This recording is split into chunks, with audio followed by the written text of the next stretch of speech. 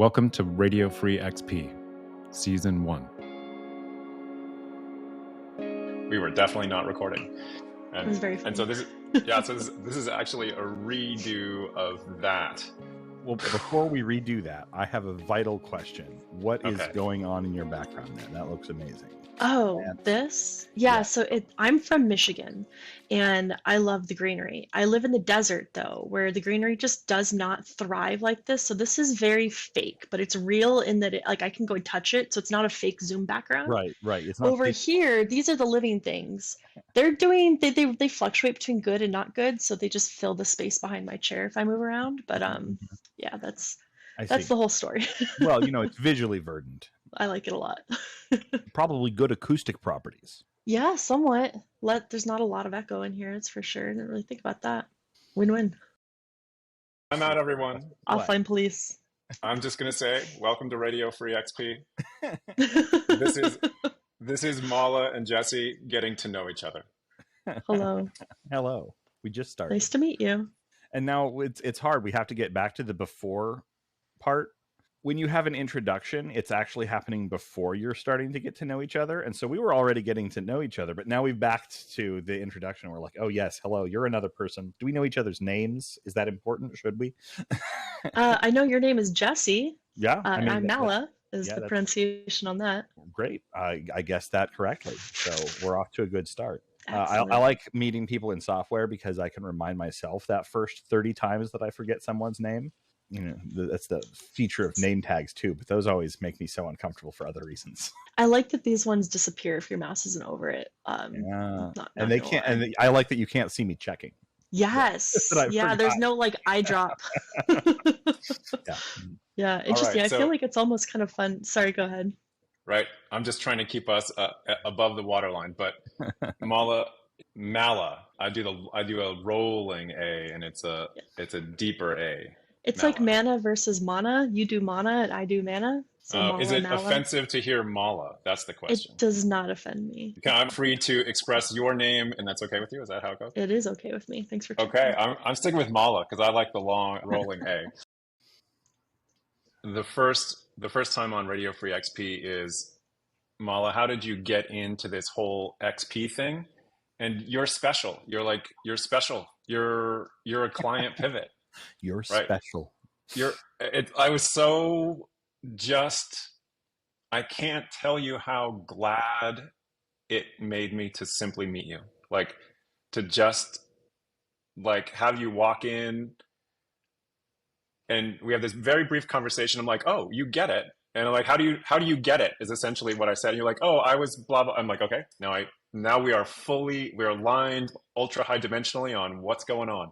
I was just so overjoyed. You're in Arizona too with me, and so we actually breathe the same air, the same blasted ultraviolet air. The same ozonated. It's so hot here. I just wanted to, because for Radio Free XP, one of the major things is to describe this experience. What's it like when you learn that you can work this way, and what does it get you? And I know that we have a specific case, you definitely cannot go back. And so I wanted to introduce you to Jesse because there's a way that people who know how to pair start meeting each other. And we're going to cold open on what your cold open was, because it's just like that. And then that's it. I'm the cork to keep things from spinning out of control, but tell your story, and Jesse, get her story out of her about how she learned XP. All right. Thanks for the brief. Yeah, so I feel like what I was starting to kind of reflect on earlier is that, Jesse, you had said, we've started to get to know each other before an introduction. And I had this moment where I was like, this is, of course it would be like that, because we both come from a pairing background where the goal is to find common ground, right, as quickly as possible, and then to just keep going from there. It doesn't necessarily mean it doesn't matter whether or not I have, these degrees or these accreditations, or you do or you don't, for whatever is going on in your life, but rather can we work together and let's go do work, right? Yeah. Have you ever run in? Oh, go ahead. I was going to say there are a few questions on the board right now as far as like, how did I get into it? What did I think when I started, and why do I keep doing it? Why do I view this as something that's like non-negotiable? So those are like some really big questions that are on the board slated towards me. So wherever you want to dig in, I'm Are happy these to on a follow. literal board because you're taking notes on something that Yeah. is rigid? Yeah. Yeah, right. So this is a technique. I used to use note cards, like index cards that I would arrange in a stack and be like, okay, hold on, that's not what we're doing right now. I Because love we that. have You all could these- literally pop the stack. Yeah, this is pairing technology that everyone develops for themselves, these little fluencies in keeping each other oriented and trying to decide what we're going to do, because you can almost, with someone who's experienced with pairing, and I think it's brilliant for Tony to be like, okay, what we're capturing on camera today is just this thing happening. But people who want to work together do want to, as soon as you start recognizing that you know each other on this like working level, you go straight into trying things and straight into doing things, and you pull out all your little tools, and it's like, okay, I'm going to keep track of things that have been said that I want to come back to, because I know that otherwise this pair won't move forward. At least a pair with me in it needs this technology. And you started doing it. You reached the threshold of actually doing this, I'd say about a minute before I would have. But now you're doing it, and I probably won't, right? And that's just a way that it happened to emerge in this. You don't need two note takers, right? You need a speaker and a scribe.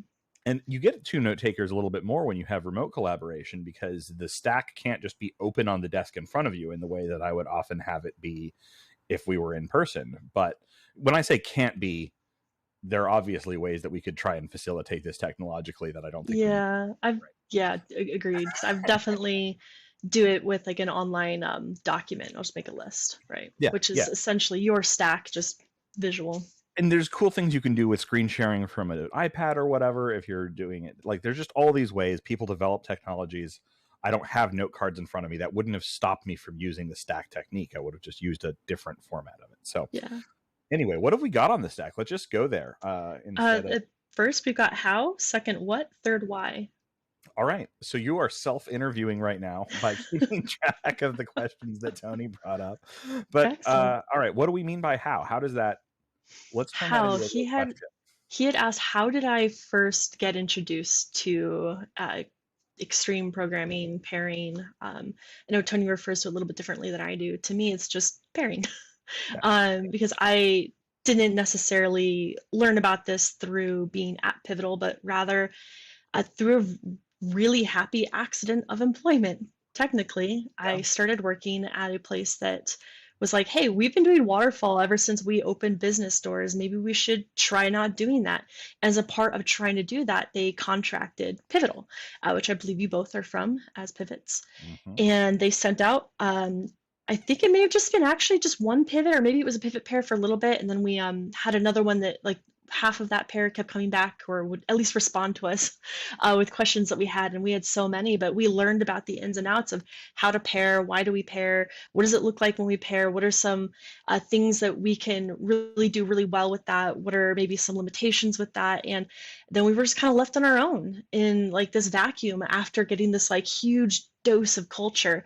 And we got to try to like curate and grow it for about a year and a half until I left. And I know they continued after me for sure, but that's all I can speak about. But that's kind of the how of how I got started. And along those same lines, like my experience with pairing is certainly colored by the fact that about a month or a month and a half after I started there and helping to hire all those devs in there and getting them started in pairing, I became a product manager professionally for the first time. So I went from pairing to watching other people pair in and out of my team as they swap between different teams. So I got kind of a hands-on and then an observe and facilitate view on it. And that I think gave me a really deep respect for it too. So you were making an engineering to product management role and or career shift. It sounds like it ended up as a career shift. Did you think of it as a career shift at the time? Oh, for sure. Yeah, it was a career shift I'd been wanting for years, and finally had somebody advocate for me there. He's somebody who is still here in Phoenix that just wrote a book recently, and to my knowledge is probably still the same very cool person he was back then that he is now. I just haven't talked to him in years, which is why I'm avoiding.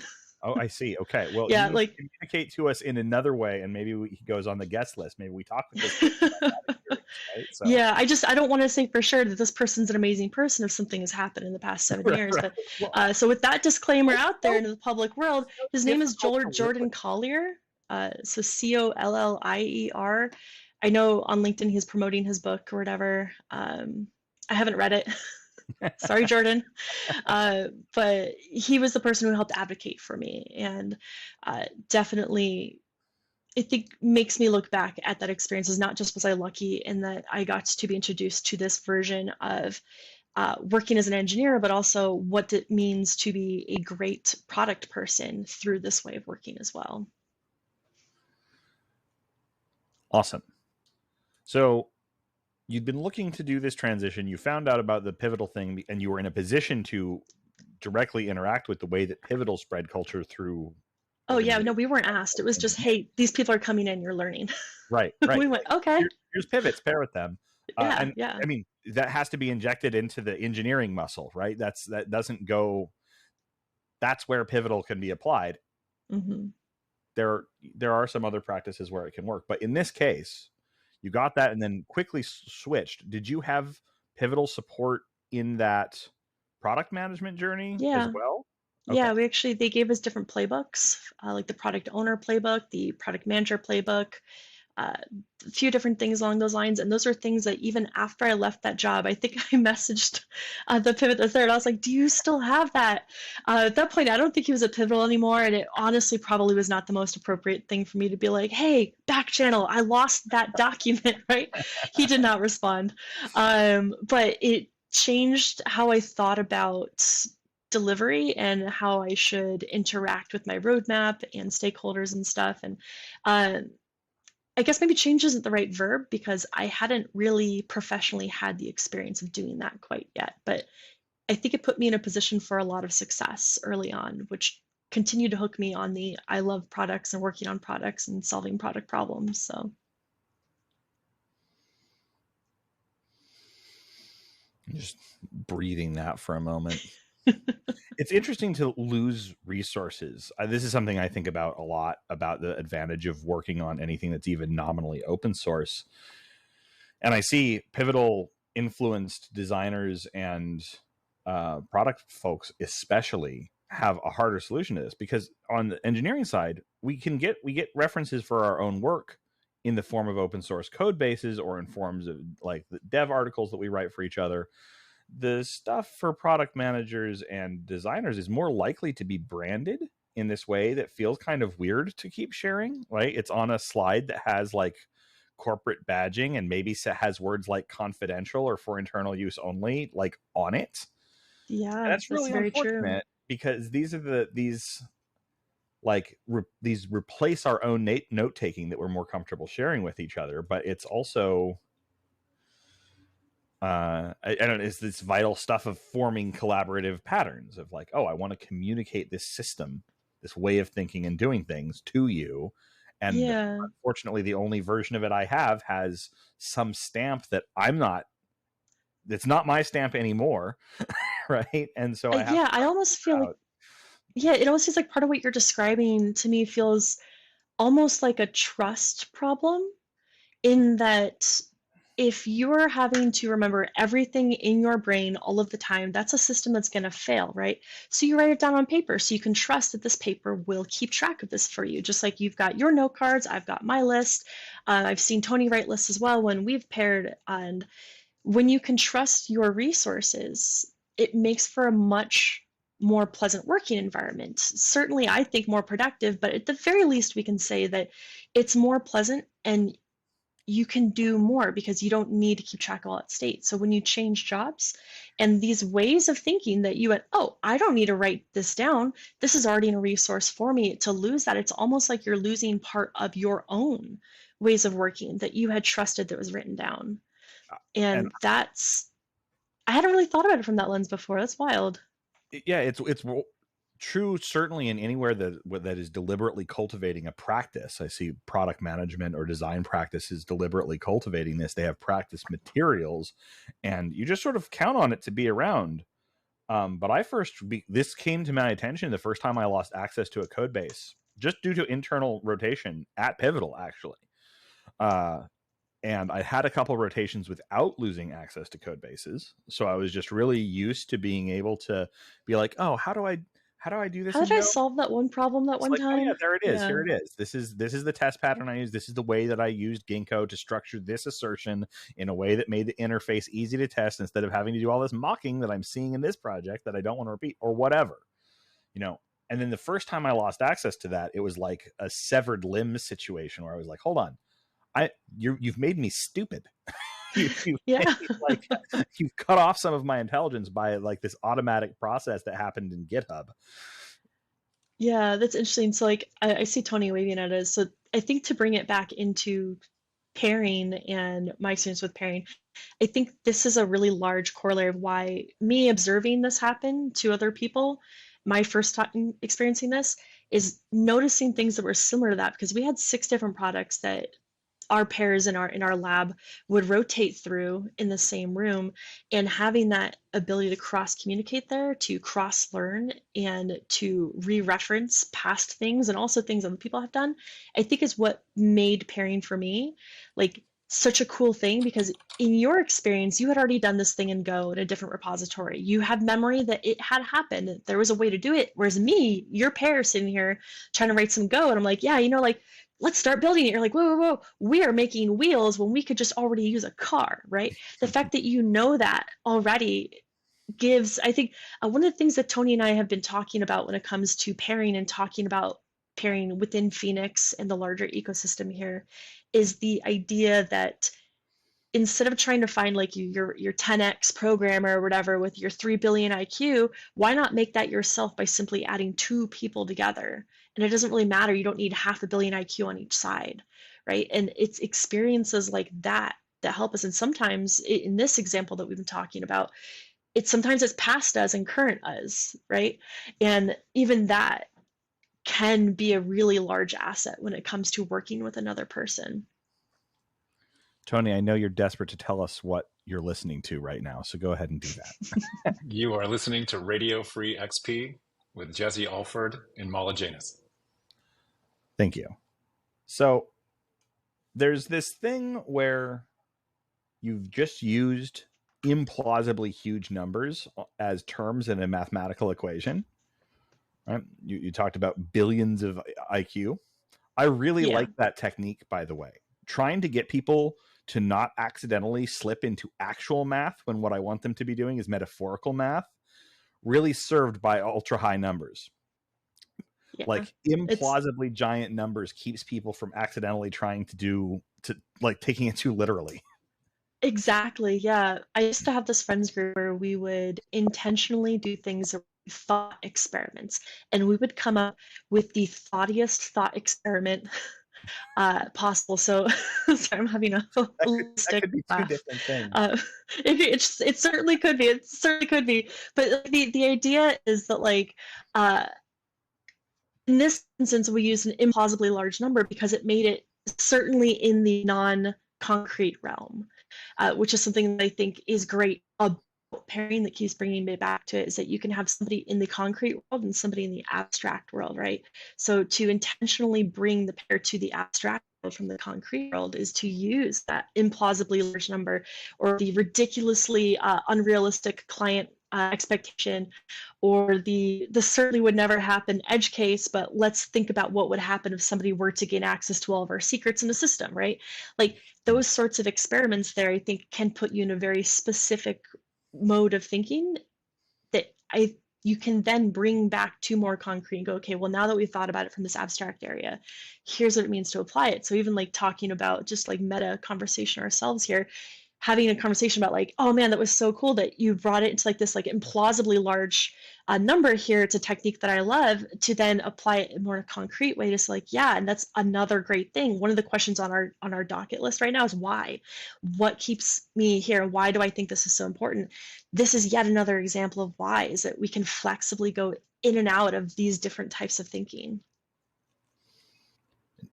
Sorry, I just sort of zoned out thinking about that for a moment.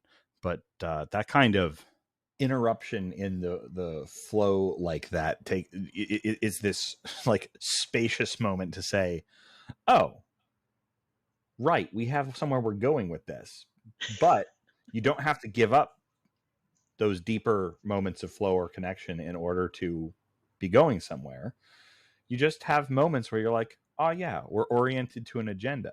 And you accept that there's a little bit of interruption in breaking the flow. Yeah. But one of the things I think is amazing about pairing, for me, as someone who's really digressive or discursive in as a failure case anyway, is that holding a goal and a structure socially is so much less fragile than holding this like crystalline focus that programmers sometimes talk about.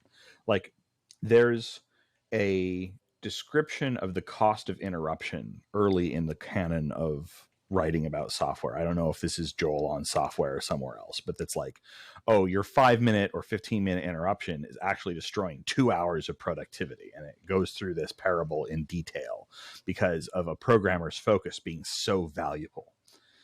And that is my experience of the struggle to do certain types of things entirely on my own, but it's just not present in a pairing paradigm. Like, I lose 10 or 20 seconds of focus and coherence, and then we like reorient ourselves and just get back to doing it. It's not just being able to start. Well, I want to finish this thought. I will let you. But it's not just being able to start from cold. It's also being the fact that you can start from cold mean you don't have to carry the state or worry about interruption as long as you have enough of a framework to orient and direct and align yourself. All right, now, Tony. I have to jump in, right? The pairing, this is, and Jesse, we have actually even had this conversation. We know we are digressive, and we will end up at Richard Feynman at some point, right? We are going to end up at Feynman at some point. Yeah. And only to illustrate what you're thinking, right? So there's this whole model that I just have to use. I call it return from digression. And the thing about Mala is my kind of role in the pair is that return from digression thing. I had to build that skill in pairing because I digress so deeply. And so the first, the last time I was in meet space with Mala, all I was a rubber duck. She's like, I've got this problem. I'm like, oh, really? What's this problem? And I just sat there and let me tell she's you like, all about it. Right. And she like processes for 3 minutes. She's like, got it. I'm like, okay. And, I went and did something else. Right. And it's ridiculous. It's a ridiculous, the thing that we're all pointing to is paired context locks. I think Jesse and I know that we're absolutely hyper vigilant people and we're paying attention to everything. And conceptual hypervigilance, right? Is like, ooh, is this something I already know? That's right. I don't know anything about that. Right. and so, and the other time, so the fact that you have the pairing list, you are better at the return from digression than me. You are reflexive at it where I have to do effort. And so I noticed that immediately when we actually sat down to try to do something. It's just like, boom, there is a burn. You say burn down list. Anyone who actually knows how to live burn down list, it makes me very happy. All right, so I couldn't resist that, Jesse, because to me what it is once you add the pairing tool of return from digression, you get into something that you know is interesting, but then anyone in the conversation could say return from digression. And we go back to the top. What are we talking about? Pairs getting to know each other, pairing. What do you That's interesting. We always called it offline police, and we actually had these whole cans that you would pop just to make it very funny, so nobody ever took it personally on accident. Oh, are those like the air puff slingshot things? Or are you describing something else? No, something else. Literally, like kids, like they put on like little gloves that look like Hulk hands, like bright green foam things. Hulk hands. So you would pop like two fists in front of you. You hit them together and they make a roaring sound. No, I had my kid sister had those. Yeah. No, it was meant to be like a ridiculous, right? Like it's similar to the like way billion number that we can't even think about. Sure. So that everybody can go like, oh yeah, maybe we don't need to talk about, the fact that, Phoenix is very hot and dry when we have a goal here, right? And nobody gets offended. Everybody has a laugh, you move on. Because I think part of what we're talking about with focus being fragile and with returning from digression, for me, the way I think about this is in two ways. One from Dungeons and Dragons, D&D, when you have to roll for concentration and you take battle damage, you have to roll to maintain that concentration, right? If I lose my concentration, you have a reaction that automatically restarts my concentration. Perfect, right? Amazing. We love it. That's kind of how I described like homebrew feat rules for paired concentration and spell casting. It's like, oh yeah, two wizards working together are much better at holding a spell. yeah. But I think it's that like return from regression is what a large part of pairing is that it's highly empathetic, right? You have to be very aware of the people and humans in your space. And it's the reason that it makes it a non-negotiable for me for that reason is because you end up building software and solutions that are more cued in towards the actual human user because you spend your day with people, thinking about people, you have a pleasant experience, you're not getting burned out because you're a solo banging your head against a keyboard trying to figure something out. This is a highly cerebral field, right? So you're getting the emotional support that you need on a consistent basis, which makes it easier for you to then be able to turn on and give that to the product that you're working on. Even if it's not a user-facing product, maybe you're working on an API interface, which is just another product tool that somebody else is consuming, right? Like that allows you to do that. I think it genuinely makes better software. This thing that we're talking about. I have a bunch of discursions that we shouldn't take right now, but that I want to read out into a system that will get read back in. Is that something that you can do for us? If I read this list of things, you can make sure that this comes back in to us as producers of this podcast, because what you just talked about around the emotional support and costs of this work is a deep, deep thread. Jerry Weinberg is an important mentor and writer to me. And one of his first, maybe his first big book was called The Psychology of Computer Programming. And he's also, when he looked around outside of the field he was working in and tried to find solutions for the problem he was seeing, this was like 40 years ago or longer, he found himself in family therapy and family systems as a source of wisdom and information, and translated that into the consulting or the computer software context. And that was what a lot of his work ended up being, is Virginia Satir, but for software. That's probably a too shallow or unfair summary to everyone involved, but it gives the thrust of it. And there are so many different ways that I think that this wants to go. This is what I'll do the station ID in a moment, but I wanted to read out this list because management at Pivotal, which isn't something we want to talk about right now because it's not your experience, but management had a need to be supportive and to be structured in a way that became dysfunctional, I think, in other contexts. So this emotional support type manager doesn't work if that's also the layoff type manager, right? You have to pick one. And if you pick the emotional support one, then you can get pairs that are really working together and really addressing problems and moving forward. And if you have to pick the other one, that becomes a real challenge for everybody. That may actually just sum it up. I thought it was going to take more points than that, but that's the episode that I think we need to come back and talk about later here on Radio Free XP, which you're listening to now. What we're talking about today is me and Mala as pair practitioners getting to know each other and learn Mala's journey with all this stuff, whatever you want to call it. Fortunately, you have a list of questions that Tony likes to work through. What is left on our list? We've actually crossed off all three, the how, what, and the why. Oh, great. So we could declare ourselves done. I don't think we are. I mean, the list was not definitive. That's true.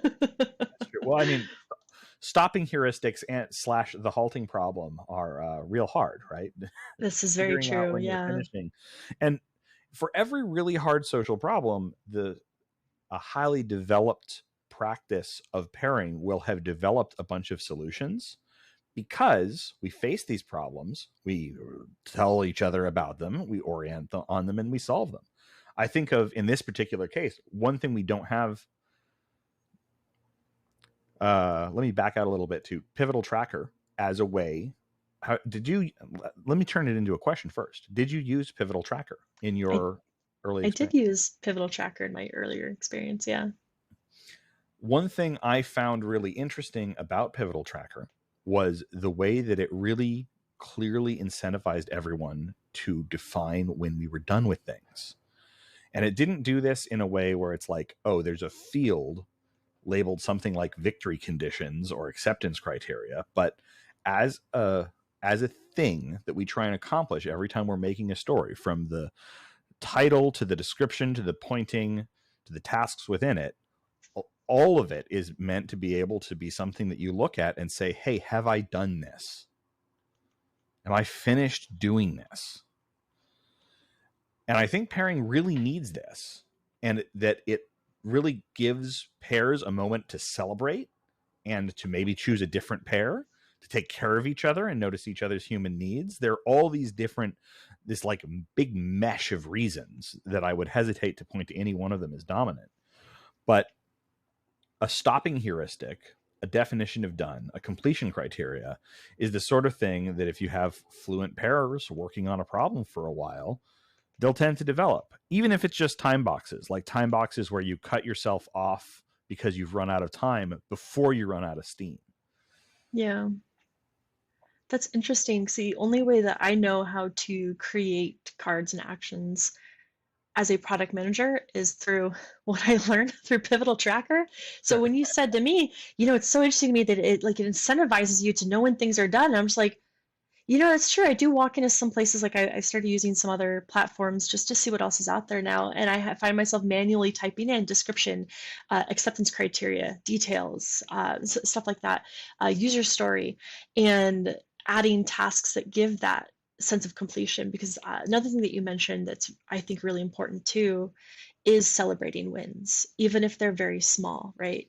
Because we oftentimes, in the not having a stopping heuristic, will go on for so long and not realize that we accomplished 7 things, yet we might still go home, downtrodden and feel like, oh man, I didn't do anything today, simply because we didn't take a second to be like, hey, high five. We finished the list of 3 things, right? Especially if you're dealing with a burn down where you're in a context where you're learning what might need to be done. Because if you're trying to use a burn down model, but you're in a situation that continuously generates new or replacement insights about what you should be doing, that drive to see the thing go down to 0 work remaining is doomed. It's really emotionally frustrated. And so burn down can be really useful for things that can be burnt down. But if you're putting yourself in a context where you're having a backlog continuously is a good thing, you really need to move celebration from we're finished to we did another part of it. Yeah.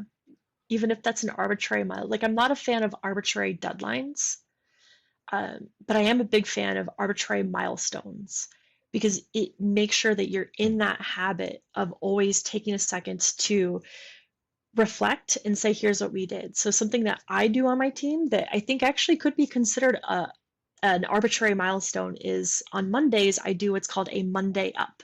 Instead of a stand-up, it's a Monday up, because we all are human. We go home on the weekend, we hug our kids, we touch grass, sometimes we stare at the wall for 3 hours. Whatever you do is what you do in your time. But when you come into work on Monday, you've forgotten everything about work, which is the right thing to do. You need that time, right? So my Monday up say things like, last week we accomplished these things. Even if it's something like we upgraded the plugin to like version 3.2 from version 3.1.8, right? It doesn't matter how small it is. It's stuff that we completed that reloads the context that you need to start working that week. It highlights, here are the meetings that are coming up this week. Here are the major changes to the project that happened last week. Like one of my projects that I've got right now for a client, we finally agreed on with the client when our soft launch date is going to be, which feels like a celebration from a product perspective. And it's still something that I think even from an engineering perspective is great to have as a celebration as well. Before I do that on Mondays, though, is on Fridays, I write down all of the cool things that happened. And then I go, what is the coolest, right? And I try to get to like maybe 2 sentences max, because as I'm writing that Monday up, because I'm not trying to do that on Monday, right? I want the same thing as everyone else. Yeah. I write it on Friday and I take the cool things and I say, hey, happy Friday. Thanks so much for all the great work you did. Hey, you learned these things. Hey, welcome to the company. You did your first pull request wherever this week, like high five, stuff like that.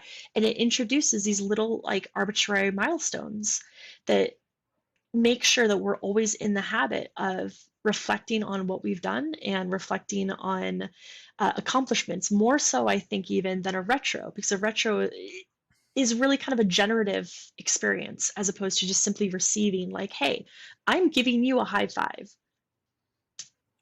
Yeah. Well, and so I think that clicking finish on a story and seeing a test turn green are all non-arbitrary milestones. I think a lot of the XP practices, from TDD to thin story slicing, this is less about pairing. Honestly, pairing like creates this environment that really benefits from it and supports it. But here you get into like these practices are mutually supportive, but they're not necessarily totally bound to each other. And I think that some of these like feedback and celebration pieces really go great with pairing. And in cases where pairing isn't happening or isn't indicated, because there are cases where maybe it's contraindicated for a time or a place or an activity, some of these other things still really do their work. And those micro moments of non-arbitrary recognition are so powerful. Like, I'm in favor of arbitrary milestones. That's a great idea and a great formulation.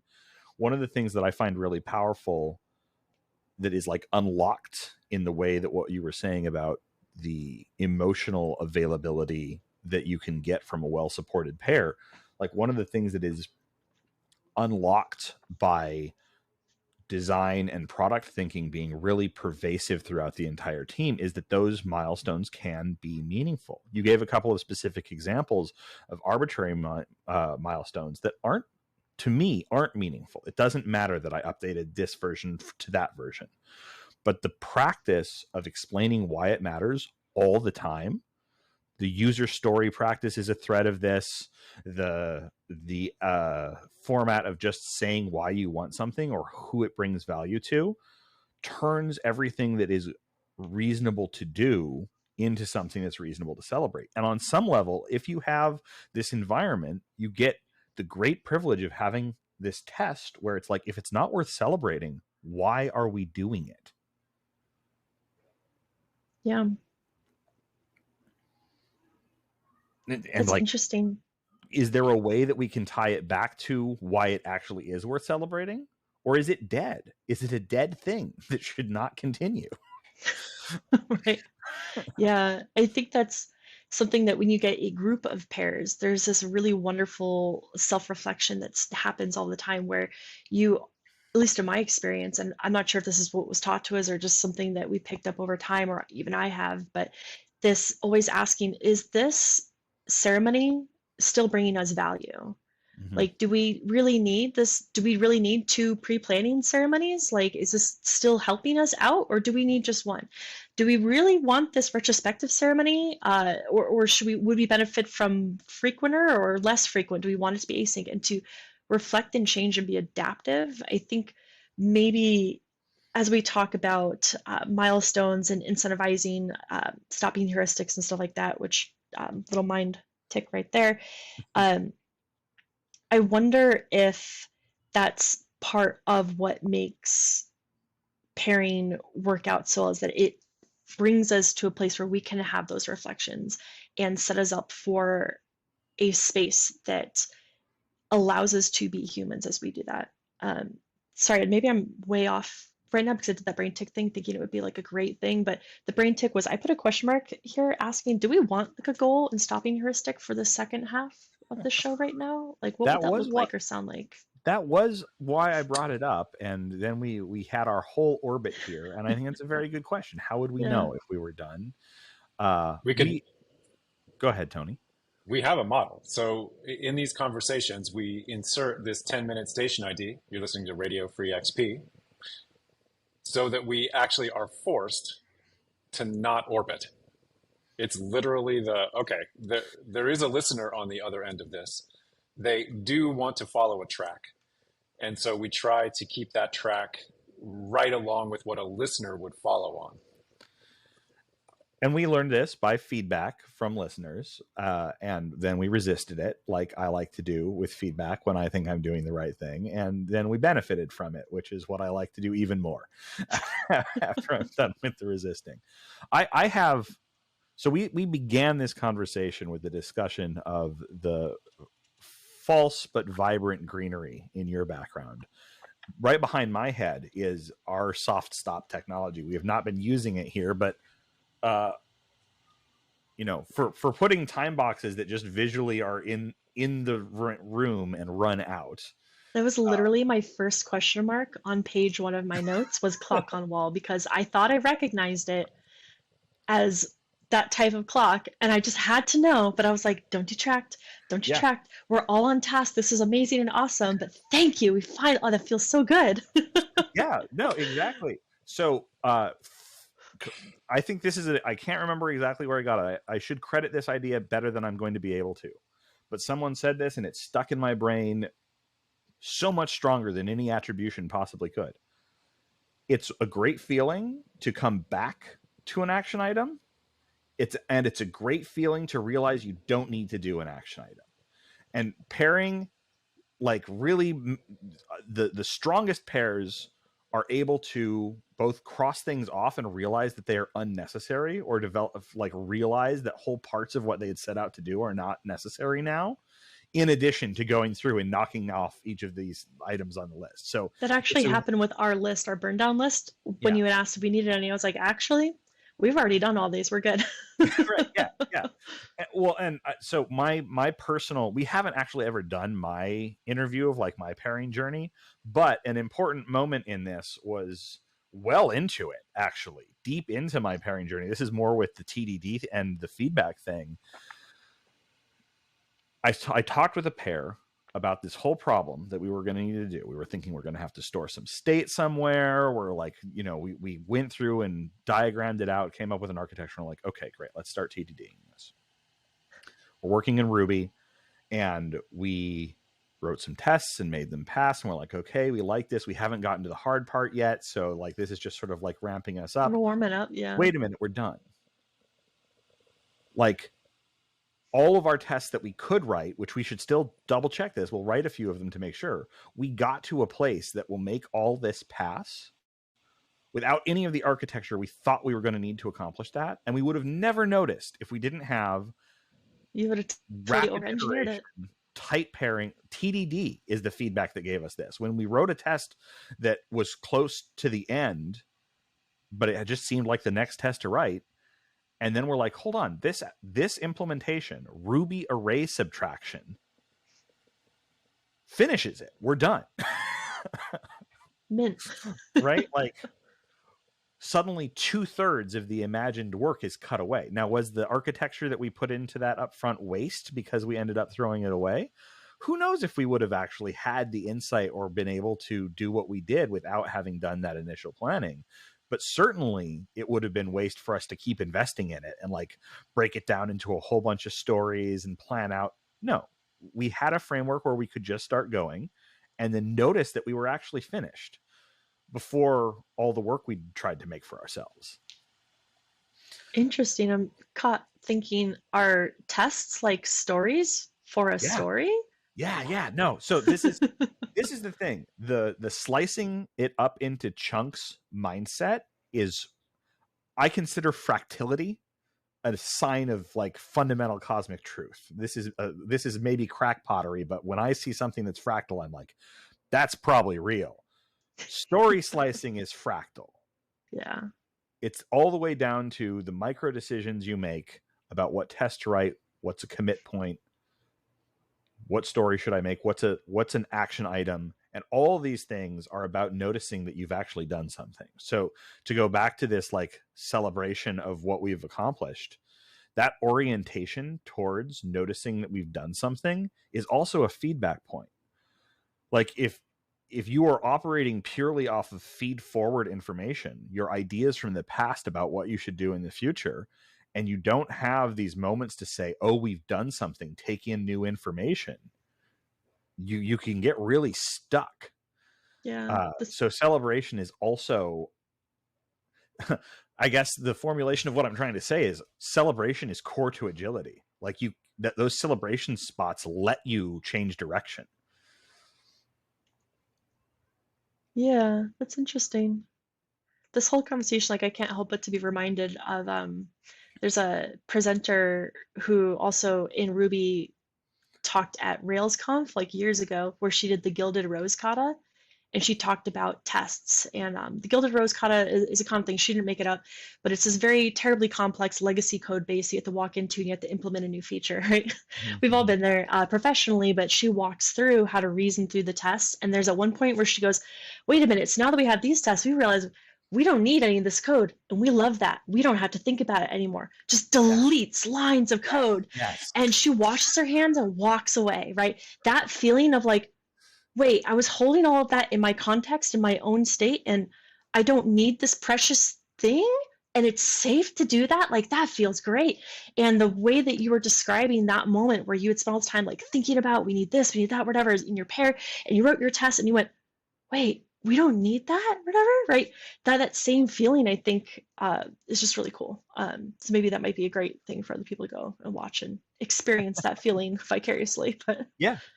Well, and I think you've put your finger on something else that's really important. Pairing is associated with this notion of collective code ownership.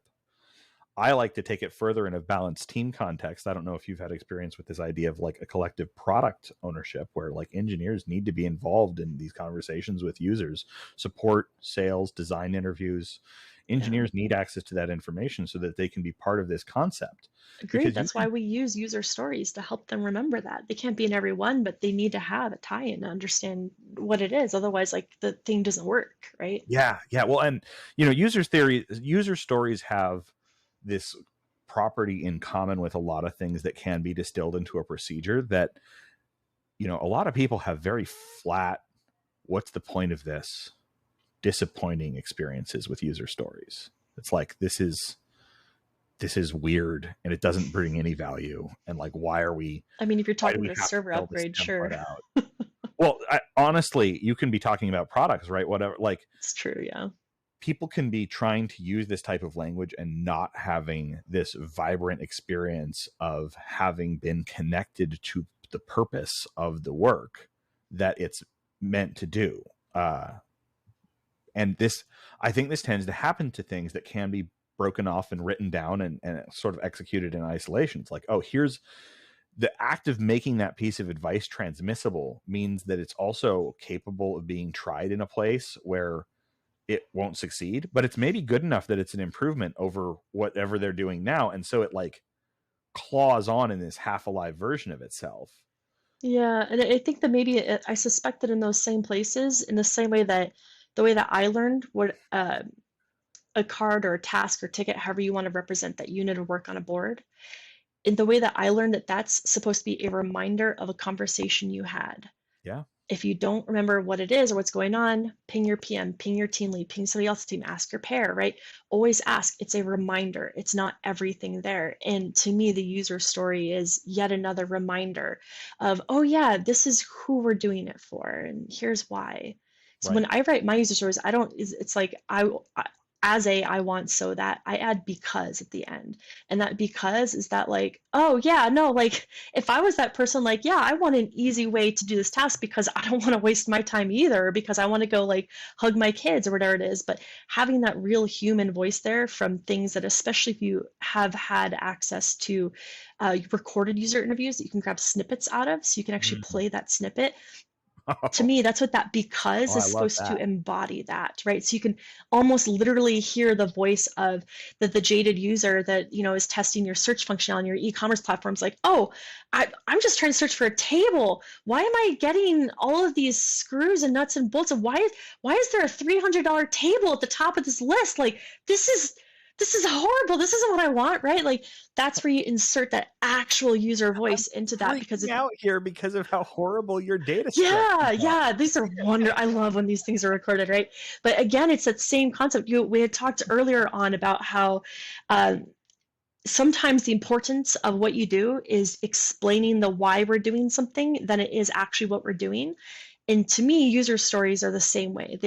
It's important to remind ourselves why, just as the task, ticket, card, whatever you want to call it, is a way of reminding ourselves of the small step we're making towards our larger goal there. And that's important too. And I think that in places where they feel that way about user stories, I wonder if they also feel just as disenfranchised about how their user tickets, cards, whatever, are sliced up as well. My time timer, which we were reminded We've to got like use on the 1 wall, minute. has like a sliver left. And the thing I love about Yeah. this technique is that you can see when it's about to end, you can see when it has ended, but it doesn't interrupt you. There's no alarm on that. It's just a soft stop. So my time timer is telling me that it's time for us to think about whether we're done, and also to remind people that you're listening to Radio Free XP. I'm Jesse Alford, and I'm here talking with Mala and Tony. I actually don't know your last name, it occurs to me, because I don't have it there to read in the little window about what your name is. So, Are you going to tell him, Tony? Are you going to tell him how to remember your name? oh, I know Tony. I know Tony's name. I was talking Yeah, about but it your goes last. further. Oh, it goes farther? I'm terrified. My middle name is Neil. Oh and no. My last name is Hansmann, which Yeah. you have to squint, but you can get Yeah. you can get an anatomical thing out of that too. Man. Yeah. Yeah. Yeah. All right. Well, the question is, what's Mala's last name? Right. Oh, was that the actual question? I thought he was referring Yes, to no, you. it's I sort was of like, buried oh in my there. gosh, you've known each other for so long, and this is the first person whose first and last name I actually memorized right off the bat because of this mnemonic. I was so excited to share it. My last name is Janus, or Janus, depending on how you pronounce it. It's the Roman god of endings and beginnings. That So is it's a also little bit born of a in harder January. mnemonic to the one that Tony's shaped out. Well, the But I month have of run into- January is the Okay, first all right. month. It is the end of the year, beginning of the new one. And then you just named have to after the remember same the god. JY thing. Yeah, you got this. I believe in you. This is totally fine. All right, so I put another 10 minutes on the clock, and that will be the end of an hour-long recording session, which probably means that we should be focusing on wrapping up. We have talked about a lot. Do you want me to summarize from my notes to kind of kick off this section? There's one thing But Tony, what are you saying? There's one thing. One of the other things that I just laughed at. Mala, I think you told me you've done on the order of 50 RPIs. Oh, way more than that. And so Hundreds. this was for a pivot, this was such a funny thing to hear because at Pivotal, right, Jesse, what percentage of pivots, labs or Cloud Foundry ever did RPIs? Oh, under 5, maybe under 10, right, possibly. Right. The number of people who did RPIs at Pivotal, that was a special club. And I had no idea. So, I just signed up for it because it seemed like fun. It is fun. Right. You're 100% correct. You're 100% correct. But the goal of the RPI at Pivotal was to keep the hiring flow even.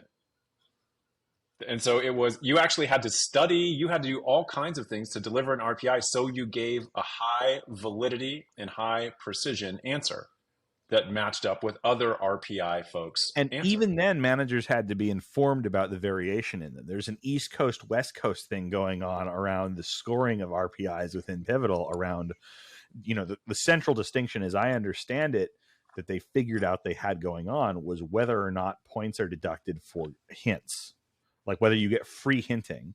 And then this results in a different threshold. Right. So the system actually is similarly calibrated on the whole because a given person is likely coherent between the two. But when we started doing RPIing, when we started having interviewers, countrywide pool, so people in the San Francisco, hiring managers in the San Francisco office were getting information from RPIs conducted on the East Coast. We discovered this miscalibration and realized, there's 2 different ways to interpret these scores. Which type of score am I getting? I wonder if this is related to English linguistics. Because I have what's called a CELTA. It's a Cambridge certificate that I get to use so I can teach people who don't speak English. And It was very hard to get. But one of the things that I learned in it was a deeper appreciation for the different types and ways that we communicate. When you need to teach lower level English speakers how to politely ask for something, the way that you would politely ask for something on the East Coast versus the West Coast versus in England versus in India versus in Australia is going to be different because we use different layers of indirection. Over in certain areas of the world, I'm not sure exactly off the top of my head, which is East Coast and West Coast, but it would be accurately polite for me to say to you, excuse me, I'm so sorry to bother you, but do you think that you might be able to do this for me? Whereas in another part of an English-speaking world, that would be over the top. That'd be ridiculous. You would just directly ask, like, hey, can you do this for me, right? And that would be appropriately polite in that context. So I wonder, because the RPI is such a communicative and language-driven assessment, like the coding skills are there too, for sure. Like, don't get me wrong on that. But I would argue that it is much more of a linguistics communication assessment than it is an actual whether or not you are a strong developer who understands your baseline development concepts. So if you were having any difference in East Coast, as soon as you said East Coast, West Coast, I immediately went, this has got to be a communication thing. Like, I bet you at the root of it, that's probably what it is. And it would probably be interesting to dive into the data then, because I love data. But if you were to take a West Coast person, have them interview with an East Coast person and vice versa, to see how that changes at scale, if there are certain slices of that data where it starts to break down and you might see that more, that might give an idea that there might be something there linguistically, but maybe not. Yeah. I mean, we don't really want to prove a story that doesn't exist in data. That would be awful, but.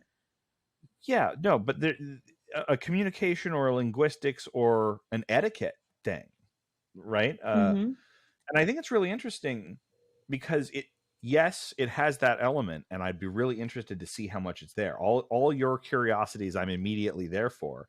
And I have had the experience of watching a pivot take ChatGPT through the RPI, and the scoring difference is not, I mean, actually, let me give the information and then not jump to the conclusions, which is what I was about to do. It passes by one heuristic, and it kind of can't pass by the other, because it needs, at least I say it needs, in this instance, in this person giving ChatGPT the RPI, in classic form, right? Here's what we're doing today together. Here's how I'd like you to start. You know, can you make that test simpler? All these core prompts that there's like a path that has been planned along. ChatGPT will pass if you're giving it a free correction on basically every point. And that's the West Coast way, is you get one free like reminder. It's like, actually remember we're doing this thing, or could you do that simpler for me, for each moment. And then if you're like resistant to that, or you take a second one off for a given instance, then you start to have the scoring go against you. The West Coast one is, well, the threshold for how many points is acceptable to lose this way allows you to lose more of them, but you lose a point every time. ChatGPT can't pass under that scoring, and it can pass under the one that allows continuous feedback. I think I just gave it away in my phrasing. I think that one of these is better. Like, I think the version of this that gives the free corrections is a better thing. But then again, I'm West Coast. So I'm 100%. I think it's more reflective. I'm 100%. Yeah.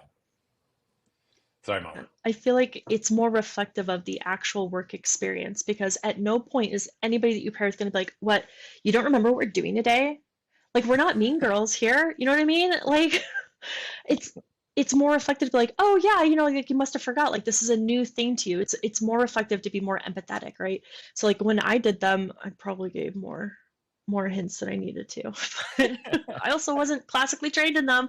I was given the thing, so he walked me through it once and said, all right, you're the person that does it. And I did it. And I staffed out the majority of almost all of their offices. Yeah, I mean, that's more than good enough for someone who gets it, right? And one of the things that I lied earlier when I said I wasn't taking my own notes, that I was fully going to let you do it, but I thought I would for a while. Yeah, I was watching. It's cool. Yeah. It was one of those lies with good intent. So we've got a couple minutes left on this timer, and I have a list of things I need to burn down. Do you have burn down things for our limited time together? I do not. No, I was just going to recap to see if that generated anything. So it sounds like you've got it. Yes, the recap. No, I think that's great. let me do my burn down. Well, then we'll do your recap, and then we'll try and say goodbye in some kind of reasonably coherent timeline. All right. The things on my list are ostensive definition is such a useful concept that we have seen a bunch, and that is what this episode is about, I think, on some level. Ostensive definition is when you get to point to something and say, this. You like ostensive definition is saying, what's a can? This is a can. This is a beverage can. And you don't have to, you can directly rely on someone's sensory impression or conceptual impression of a thing, but just by pointing to it. It's the technical term for any of these. An example would be handy right about now, like BDD sayings. This is all ostensive definition, and it's how people who are communicating across language barriers have to start, right? There's a lot of ostensive definition in like shared communication around bootstrapping language, and that's in like science fiction or anthropological first contact scenarios, but it's also just when people who don't speak the literal same language want to communicate anyway, and they're teaching each other languages that are not first contact. They have dictionaries, they're still using ostensive definition.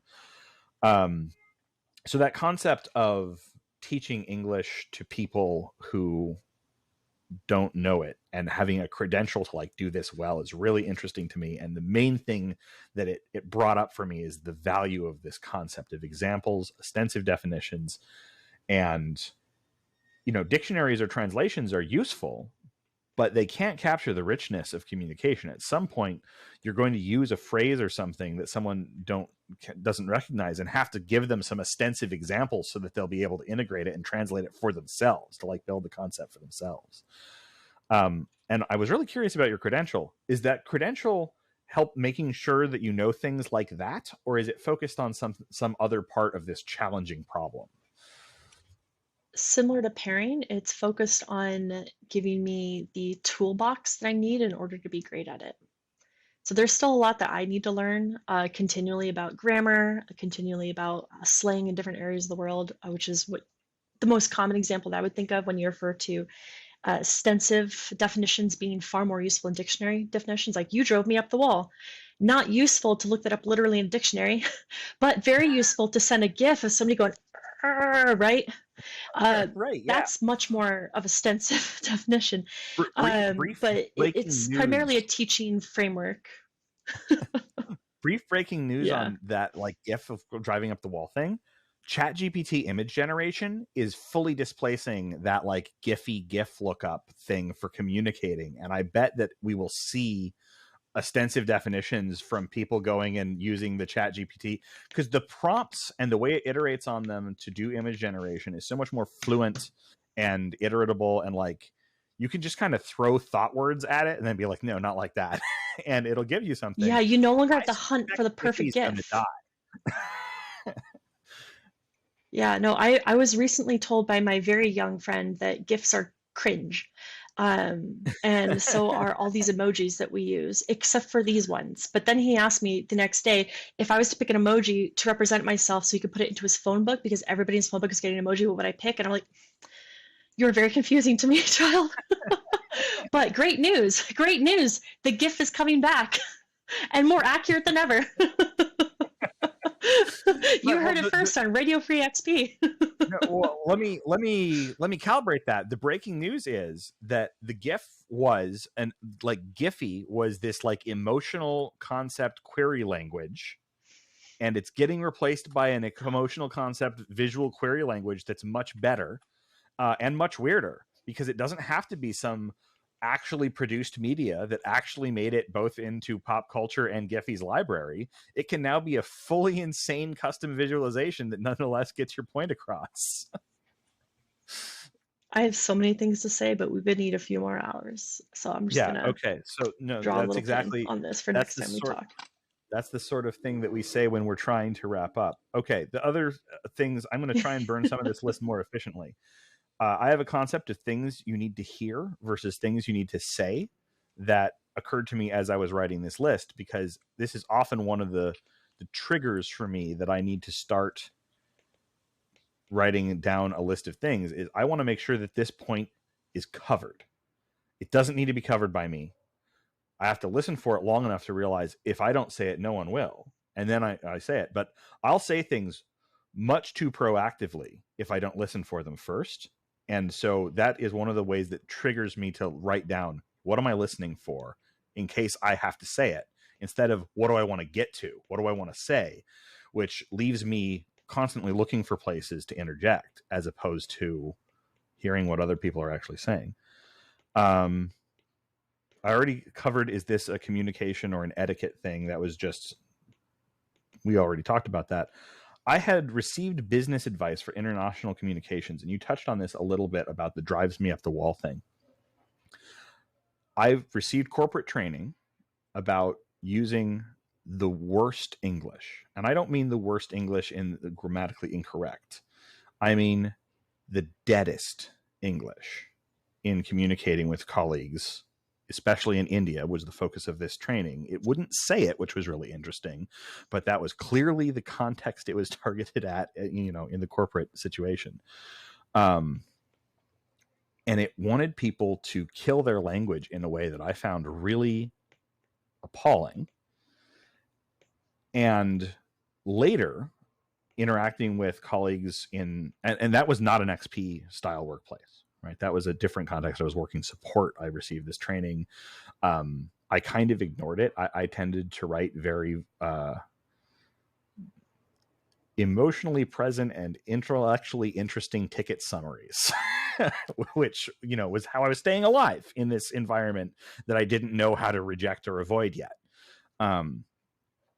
But when I was working in a great, like a better context, and I had colleagues who had English as a second language, we started hiring in Colombia, and I started interacting with these people. I realized that advice around avoiding idiom and speaking very clearly, restricting your vocabulary, this is like the fixed mindset of language advice. This is like how to make emergency labeling level communication legible, but we are not usually trying to write emergency labeling level communication when we are trying to collaborate with people. You can't pair or collaborate with people, but you can use these things and be like, hey, I see that confused you. Do we get like, oh, did we just find an idiom? Let's dive into that idiom together. Like, yeah, especially when there's a time zone difference or it's asynchronous conversation. Right, so the one thing right. you mentioned that you've written Go before, right? Yeah. Like Golang. Have you read the Go Proverbs or the Go Parables? It's not ringing a bell, but that doesn't mean I haven't read them. Oh, they're wonderful. So it's a list of different parables, and they say things like reflection is never clear, or sealing is just see, but it's not. Like, they're very short, pithy phrases. But one of them says, it is better to be more clear than more clever. And then it goes on to say that reflection is never clear, right? But when we think about language, especially if we've already got a background in Go, which is what prompted me to think about this, is that it's better to be more clear than to be more clever. If you look at the one-line statement that some whiz kid did a one-line regex that like nobody understands how it works, that's very clever, right? But it's not very clear. You can't maintain it. You can't understand it. You can't reason about it. And oftentimes with language, that's the difference. You can still have fun with your expression so long as you're careful about your clarity. You might need to use a few more words. You might need to consider using a different language set.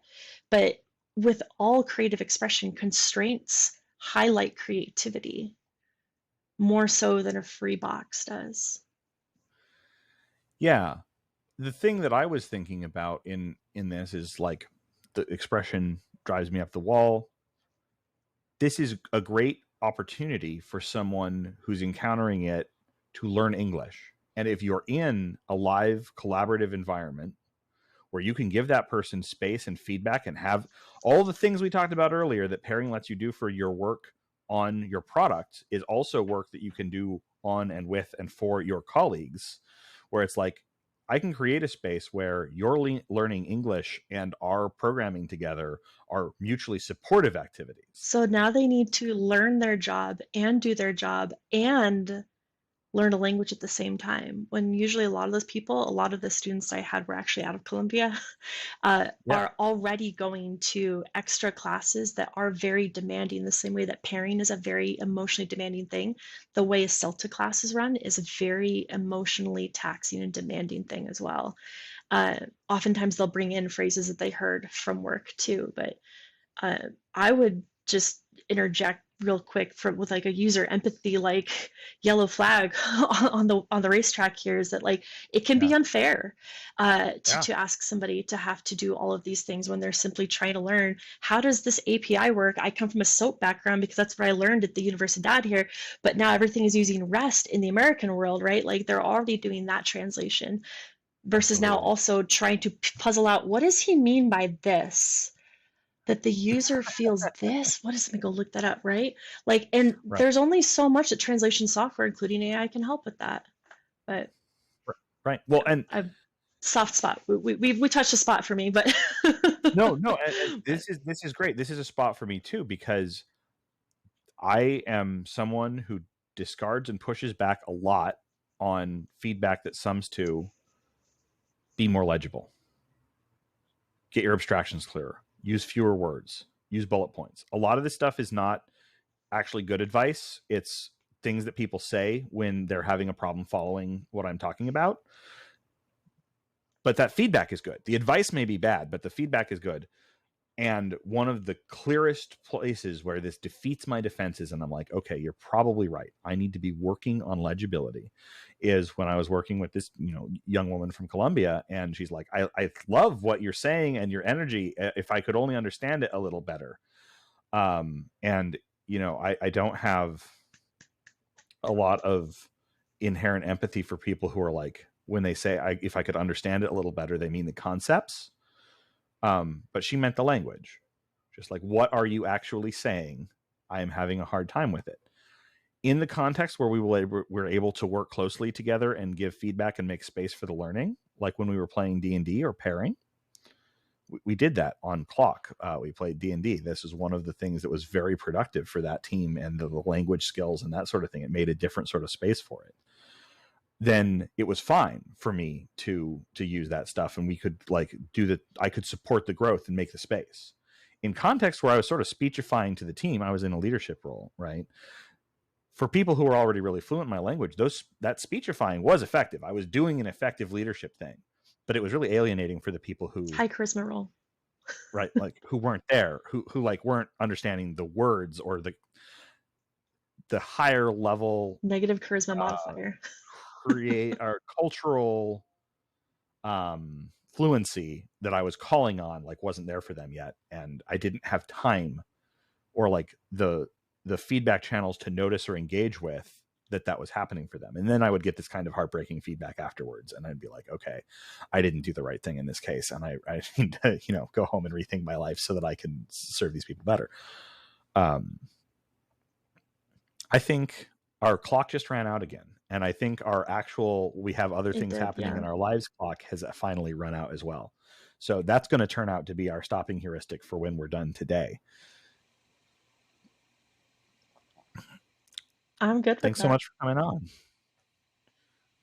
Yeah, for sure. Maybe next time if I come on again, I can interview you about your pairing journey, since you said you haven't been interviewed yet. Done. Oh no, that would be awesome. Cool beans. Yeah, no, this is a great idea. And you've done the thing that you could maybe set us up for next time. If you have a summary that you have written down that you could go over, this is a do it, write it down on Friday, read it out on Monday sort of thing. I don't, also the calendar happens to say that we don't have time to hear that summary right now, but maybe that summary is where we start another conversation. I will send an email to this invite, which should have all three of our emails on it, and maybe that'll be a good starting point.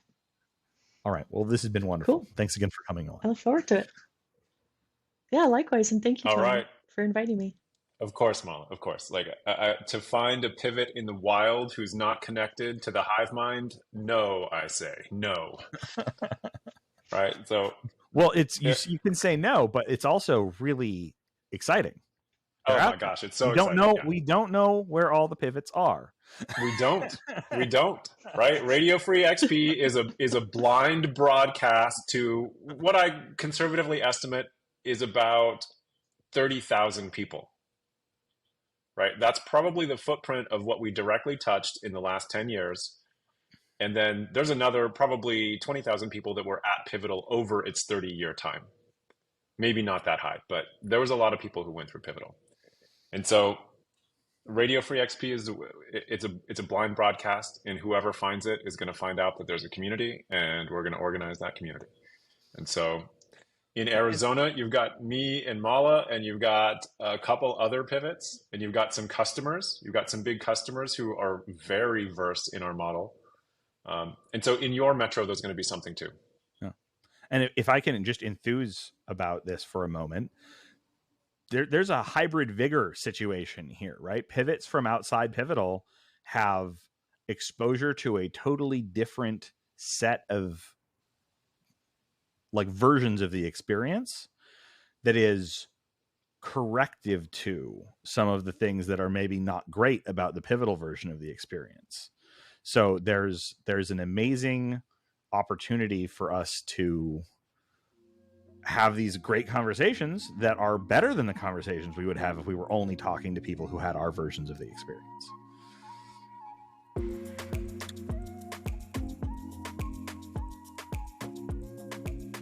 It's Monday, November 13th, 2023, and you've been listening to Radio Free XP with Mala Janus and Jesse Alford. I'm your host, Tony Hansmann, and we'll see you next time. Thank you for listening to this episode of Radio Free XP.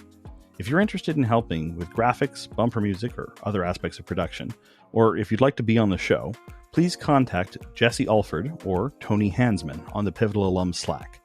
You can also reach us via email at jesse.alford@pm.me or precept@gmail.com, respectively.